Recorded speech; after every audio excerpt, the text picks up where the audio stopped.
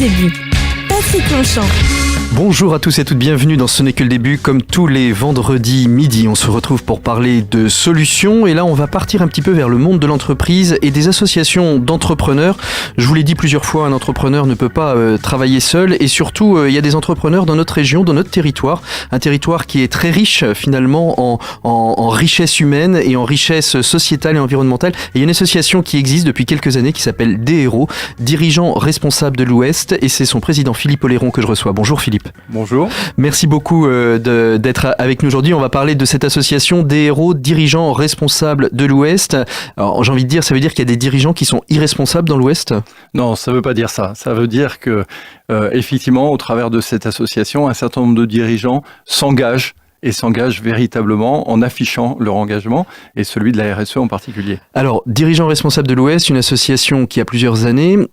Qu'est-ce qui a fondé la création de cette association ? Alors, une association, comme toute association, j'allais dire, c'est une histoire d'hommes au départ.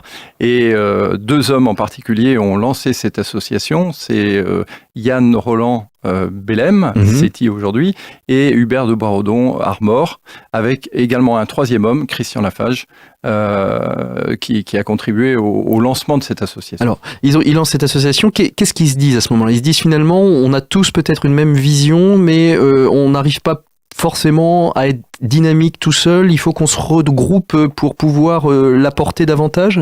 Alors, je pense qu'au départ, il y a plusieurs choses. La première, c'est vraiment cette dimension, prendre conscience de la nécessité d'une autre ou d'autres formes d'économie, une économie plus responsable, plus durable. Cette prise de conscience est au point de départ du lancement de l'association. Et ensuite, pour le faire grandir, c'est de le partager avec d'autres. Avec un message qui me semble important au départ, c'est celui de, j'allais dire, la preuve par l'action. L'idée, c'est vraiment de s'engager dans une démarche de progrès RSE, mais dans l'action. Alors RSE, on redit pour les auditeurs qui seraient loin de ces initiales, c'est la responsabilité sociale ou sociétale des entreprises. Justement, cette RSE dans le monde de l'entreprise, elle prend, et on le voit de plus en plus, une place de plus en plus importante, on entend de plus en plus parler. Chez DERO, vous vous emparez de cette RSE et qu'est-ce que vous en faites au quotidien dans vos réunions, dans vos groupes de travail ? Qu'est-ce que vous faites exactement ? Alors, pour parler de ce que l'on fait, il y a l'engagement de départ. La RSE au cœur de la stratégie de développement de nos entreprises. Je pense que c'est vraiment essentiel. Et ensuite, ça veut dire que la mise en application, elle repose sur des temps de réflexion, et surtout des temps d'action. Et alors, comment on fonctionne ? Assez naturellement, j'allais dire, avec des ateliers dans lesquels on va s'emparer d'un sujet, y réfléchir, le traiter et ensuite le traduire en action dans nos entreprises. Alors, par exemple, un exemple d'atelier là qui est en route, peut-être dans lequel vous participez d'ailleurs ? Alors, un exemple d'atelier, c'est celui de l'avenir du contrat de travail. Ça, c'est un vrai sujet de prospective. Que va devenir le contrat de travail entre l'entreprise et le salarié dans le temps ? Quelle forme il va prendre ? Comment il va évoluer ? Ça, c'est un sujet qui est traité. Alors, j'ai pas la réponse puisque... Vous le tracez, mais alors, ça veut dire quoi la mise en pratique ? Ça veut dire que vous allez faire évoluer vous-même le contrat de travail, mais si la loi, pour l'instant, le contrat de travail, il est encadré par un certain nombre d'éléments de loi, oui. On entend parler de cette fameuse loi travail, justement. Est-ce que ce contrat, vous allez pouvoir vous le faire évoluer ou vous allez faire du lobby pour que, justement, ces contrats de travail puissent évoluer dans le bon sens pour les salariés ? Alors, effectivement, on va le faire évoluer. Alors, comment on va le faire évoluer ? Il y a cette idée d'expérimentation, de tester. Aujourd'hui, il y a une réalité, c'est cette idée de l'entreprise étendue. Nous travaillons avec un certain nombre de salariés dans l'entreprise, mais pas que. On peut avoir des partenaires institutionnels ou des partenaires entreprises également, mais on peut aussi avoir, et c'est le cas, des individus. Je pense notamment à l'emploi partagé. Donc, il y a des structures qui se sont montées et désormais, un certain nombre de salariés ont plusieurs employeurs. Donc, c'est une autre forme de relation entre l'emploi et l'entreprise. Et puis, dans notre tissu d'entreprise étendue, on peut avoir des indépendants qui viennent ponctuellement dans l'entreprise. Si je prends mon exemple, je viens de recruter quelqu'un qui a d'autres métiers à côté et qui ne travaille que 2 jours dans notre entreprise. Voilà, c'est une autre forme. Alors, ça veut dire qu'aujourd'hui, on a le sentiment, au-delà, donc le contrat de travail, il est compliqué. On sait aujourd'hui même que dans le cadre, il y a beaucoup d'entreprises qui favorisent le travail à domicile. Oui. Mais en ce moment, la loi sur la loi travail, enfin le code de travail ne légifère pas, ne donne pas certains nombres de clés légales pour pouvoir favoriser le travail à domicile. Alors, il n'y a pas de modification à ce stade, mais on développe un certain nombre de formes déjà de réalisation du travail, et je pense à un en particulier, c'est le télétravail. On parle beaucoup du télétravail. C'est ça, le télétravail. Et le télétravail, on le met comme un avantage pour la personne et pour l'entreprise. Je pense que le constat, quand effectivement c'est bien présenté, bien mené, bien organisé, il y a un résultat qui est positif pour les deux personnes.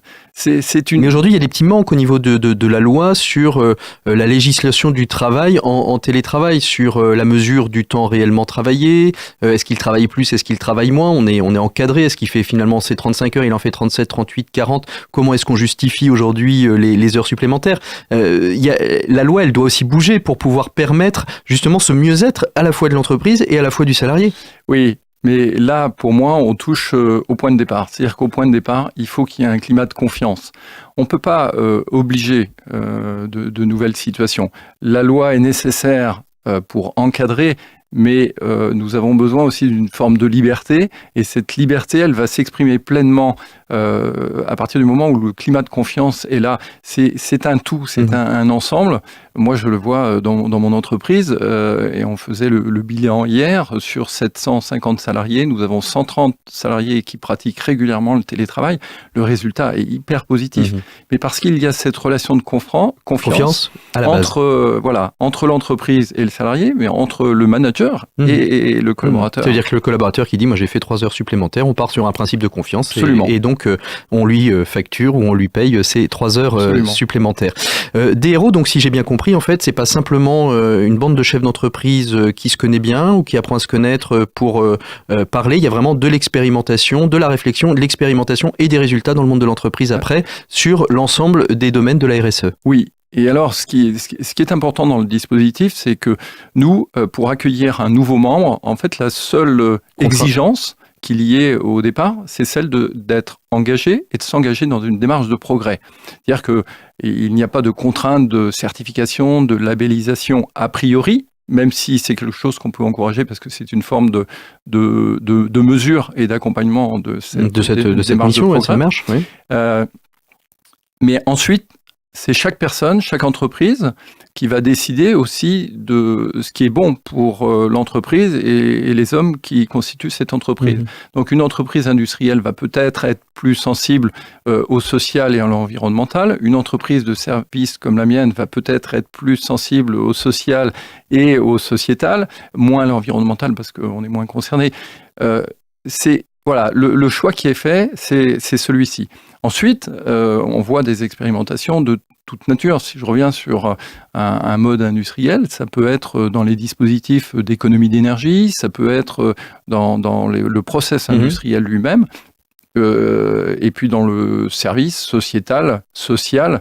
On a énormément de pistes de travail aujourd'hui. On parle beaucoup de la gouvernance également. Oui, alors il y a le beaucoup sujet de de la gouvernance est un vrai sujet. On est quand même aussi un territoire un peu privilégié, les Pays de la Loire, la Bretagne, la dimension sociale et environnementale et l'attention qu'on a aux hommes et à la nature, elle est finalement un peu dans les gènes de la Bretagne et des Pays de la Loire. Oui, totalement. Alors c'est pour ça, c'est pas une surprise que c'est sur notre territoire que la RSE se développe peut-être le plus vite. En tout cas, c'est ce qu'on défend et ce qu'on présente, et c'est une réalité. Nos réseaux se parlent tous, on travaille tous ensemble, voilà. Et je pense que c'est justement cette fluidité entre tous les acteurs. D'ailleurs, on parle de RSE, responsabilité sociétale des entreprises.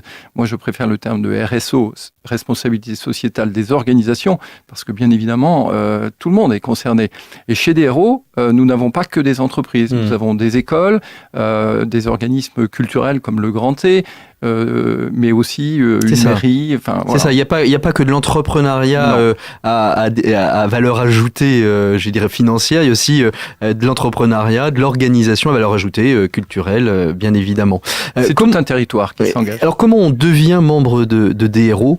Comment on peut vous rejoindre ? Alors, il faut avoir envie de s'engager pour la RSE et de faire progresser son entreprise ou son organisation dans la RSE. Et on va sur le site internet de DRO. Oui, et on trouve tous les éléments pour vous contacter. Philippe Oléron, merci beaucoup d'avoir été l'invité de Ce n'est que le début. On continuera bien évidemment à suivre l'actualité de DRO. Moi, je vous souhaite un très très bon week-end à l'écoute des programmes de Sun et on se retrouve la semaine prochaine. À bientôt.